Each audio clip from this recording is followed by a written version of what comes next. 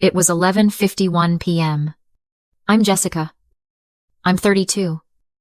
And I was in my San Francisco high-rise, staring at the fourth quarter projections for my AI logistics company. My phone lit up on the desk. It was a group text from my stepmother, Sharon. Her message read, "Jessica, after a long discussion, your father and I feel it's best if you're no longer involved in the family business. Your intensity is complicated." A beat of silence. And then, seconds later, a new message appeared in the thread from my brother, Tyler, the family's golden child. It was just an emoji. He hearted her message. "Have you ever given everything to your family, only to be treated like you were disposable? Share your story down below." I read every single one. I didn't cry. I didn't text back. Why, I just stared at the glowing emoji from my brother. My anger wasn't hot. It was cold. It was clinical. I opened my laptop. My family thinks I do IT support. A cute little remote job that keeps me busy. What I actually do is run Apex Solutions, a multi-million-dollar AI logistics company I built from nothing. I logged into the secure admin panel. I navigated to the client portal for Silver Oak Family Vineyards. There it was. The custom logistics algorithm. My algorithm. The one I built from scratch. The one that was single-handedly managing their entire operation. It flagged fermentation temperatures, managed their inventory, and processed every single distributor sale. I clicked one button. Revoke license. Effective, immediately. A confirmation box popped up. I clicked confirm. At 12:03 a.m. Just 12 minutes after my stepmother kicked me out of the family, the entire digital infrastructure of the Silver Oak Winery went dark. Now, let me tell you why. For the last 3 years, I have been this family's silent banker. The winery, my father Richard's legacy, has been failing for 5. I have been secretly covering their operational debts with what my father called loans. $150,000. To be exact. Money I wired. Money I never saw again. Money I knew I would never see again. This all started when my biological mother, Karen, died. My father married Sharon 6 months later. And from that day, the roles in the house were set. See? In my family, there were 2 roles. This is something I learned later in therapy. It's a classic, toxic family dynamic. You have the golden child. And you have the scapegoat. My brother, Tyler, was the golden child. He was charming. He was handsome. He was the public face of the winery. He could do no wrong. Even as he was driving the business straight into the ground with bad deals and lazy management, I was the scapegoat. I was the difficult one. The quiet, intense, too smart daughter from the first marriage. The one who was too much like my mother. Every success I had was a threat. Every idea I offered was intensity. Every mistake he made was just a charming learning experience. For 20 years, I had been the family's designated failure. But the truth is, I was the only one holding it all together. And I had just let go. You're probably asking, why? Jessica, why did you keep helping them? Why pay $150,000 for people who clearly didn't respect you? That's the hard part. That's the part I've spent years unpacking. While they all saw me as the IT support girl, the quiet coder who was too intense, I was building Apex Solutions in the city. I built it from nothing. I built it on the coding principles my real mother, Karen, taught me before she died.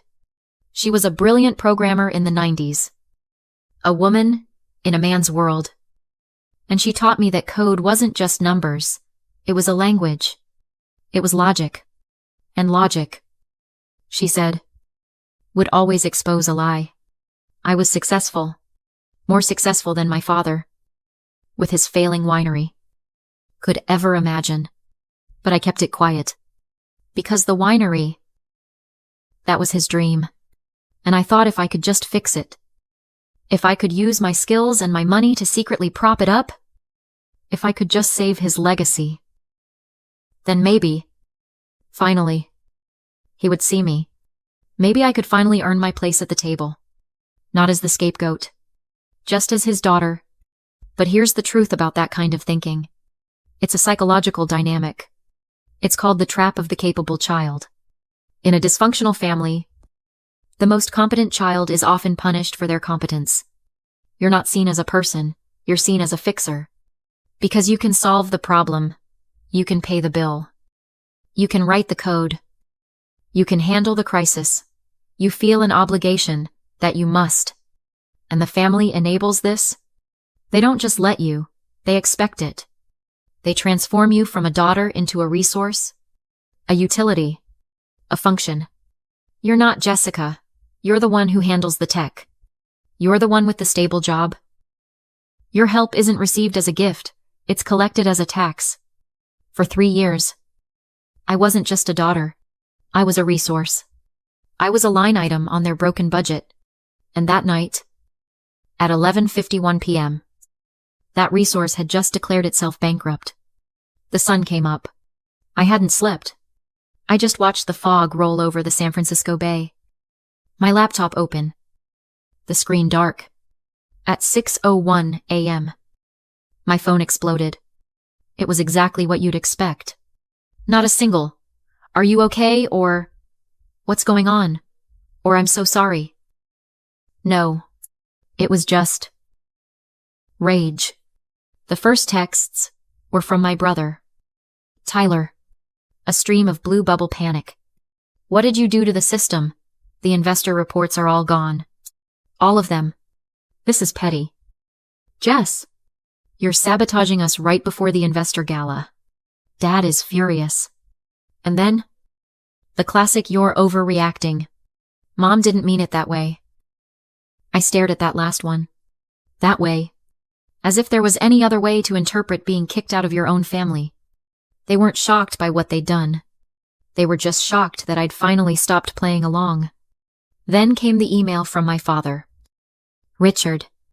The subject line was just immediately.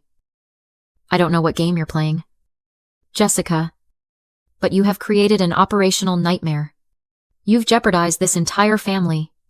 You've jeopardized the gala. You need to turn the system back on and call us immediately to discuss your behavior." That was it. That was the moment. The last little flickering ember of the daughter in me went cold. This wasn't a family dispute anymore. This was a business problem. And I am very, very good at solving business problems. I picked up my phone. I didn't call them. My first call was to my old college roommate, Danielle. She's now one of the top forensic accountants in the state. She picked up on the second ring. "Jess, it's early." "Danielle," I said. My voice, perfectly level. "I need you to look at some wire transfers. $150,000 worth. Going from my personal accounts to Silver Oak Vineyards, over the last 3 years." There was a pause. "Okay," she said. "All business. Send me the statements." My second call was to Brian, my chief operating officer at Apex. "Brian, clear your schedule for Thursday night." "The gala?" he asked. "The gala," I said. "Apex Solutions is a primary sponsor. My family just cashed our check last week. They just never bothered to read the name on it. I want you. Me. And a full tech and legal team there. I want a presentation ready." "What's the presentation? I'll be sending you the files," I said. My final act was to walk to my mother's old desk, the one I kept in my home office. It was a beautiful, dark mahogany. I pulled out an antique, leather-bound book, a treatise on viticulture. I opened the cover. Tucked inside a cutout in the pages was a small, encrypted hard drive. My mother, Karen, had given it to me before she died.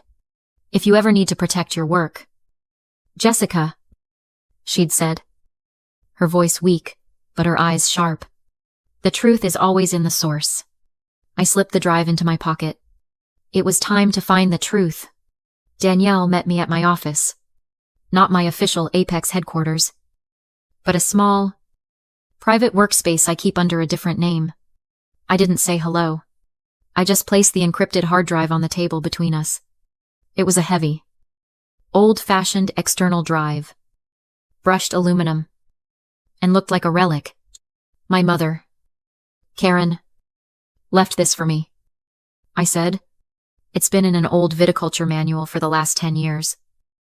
Danielle, ever the professional, just nodded and plugged it into her laptop. She was a programmer, wasn't she? One of the best? I said. The drive whirred to life. It was heavily encrypted. It took me almost 20 minutes to bypass the security I'd watched my mother build when I was a kid. The first folder we opened was labeled Source. Inside, a single file. My algorithm. Not the version I'd given the winery, but the original build, the one I'd written 6 years ago. Every line of code was there, and every line was time-stamped. Danielle let out a low whistle. Well, that's it. This is your intellectual property. Locked in digital stone. Dated 6 years ago. You own the code. Clean. Simple. That's not what I'm looking for, I said. Look in the archive. She clicked on a second folder. This one labeled Logs. My mother, paranoid about my father's bad business practices even then, had set up a mirror. She'd been backing up the winery's server logs for years. Danielle's eyes narrowed. She started clicking, opening files, her fingers flying across the keyboard. The logs showed all the activity on the winery's server, all the sales, all the distributor reports. Okay, Danielle said, her voice tight. I see your algorithm, running the sales. But what's this? There's an outgoing data packet, a transfer, and another, and another. These aren't wine sales. Jessica. She traced the packets. They're going to... Hold on. Stone Creek Vineyards. And... Rutherford Hill. And... Oak Valley Estates. My blood went cold. Those are our biggest competitors in Napa. Jessica, she said, turning to face me. He didn't just use your code. She pulled up the corresponding invoices from a hidden subfolder. My brother, Tyler, my father's golden child, hadn't just used my algorithm to keep the family business afloat. He had rebranded it, put his own name on it. And for the last 2 years, he had been illegally selling the license to at least 3 of their top competitors. I just stared at the screen. The transaction logs. The bank transfers into Tyler's personal, offshore account. This wasn't a family misunderstanding. This wasn't about being ungrateful. This was intellectual property theft. A federal crime. My mother had known. She hadn't just left me a shield. She had left me a sword. And I finally understood how to use it. The night of the wine launch and investor gala at the Silver Oak Winery. The place was transformed. Chandeliers dripped from the rafters of the main barrel room. String music drifted over the quiet murmur of black tie investors. My father, Richard, was on a small stage, a glass of his new Cabernet in hand. Schmutzing. My brother, Tyler, was working the room. The golden child in his element. All teeth and charm. I arrived. Not in my usual IT support jeans, but in a sharp, dark blazer with a small, discreet pin on the lapel, the Apex Solutions logo. My COO, Brian, was at my side, carrying a laptop bag. My father saw me first. His face darkened. He put down his wine glass and strode over, grabbing my elbow. Jessica, this is highly inappropriate. I don't know what you think you're doing, but we can talk about your little tantrum later. You're making a scene. I haven't said a word. Dad, I said, my voice quiet. Tyler spotted us and hurried over. Putting on his fixer smile, he put a hand on my shoulder. Patronizing. Dad. It's fine. He turned to my COO, extending a hand. Brian, good to see you. So glad Apex Solutions could make it. We really appreciate the sponsorship. My sister, Jessica, does some IT work for us. You know, she's just passionate. Brian just smiled. A thin, cold smile that didn't reach his eyes. He didn't take Tyler's hand. She does a little more than that, Brian said evenly. On stage, my father retook the microphone to a smattering of applause. And finally, he boomed. A special thanks to our primary sponsor for this evening. A true innovator in the tech space. Apex Solutions. This was my cue. I walked past my father, past my brother, and stepped up onto the stage. I took the microphone from his hand. The room went silent. The string music stopped. Thank you, Dad, I said. My voice was amplified, cutting through the entire room. I'm Jessica, founder and CEO of Apex Solutions. You could have heard a pin drop. I saw my stepmother, Sharon, freeze, her glass halfway to her mouth. My father's smile was frozen on his face. A mask of confusion. Tyler. His face went white. I looked at Brian, who was standing by the main projector. I nodded. The screen behind me, which had been showing a looping video of rolling vineyards, flickered. Then it changed. On the left side of the screen, a block of text. Source code. Property of Jessica. Last name. Timestamp, 2018. On the right side, rebranded code. Property of Vintelligence. Sold by Tyler. Last name. 2022.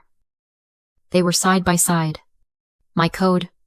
His stolen, rebranded version. Then the screen changed again.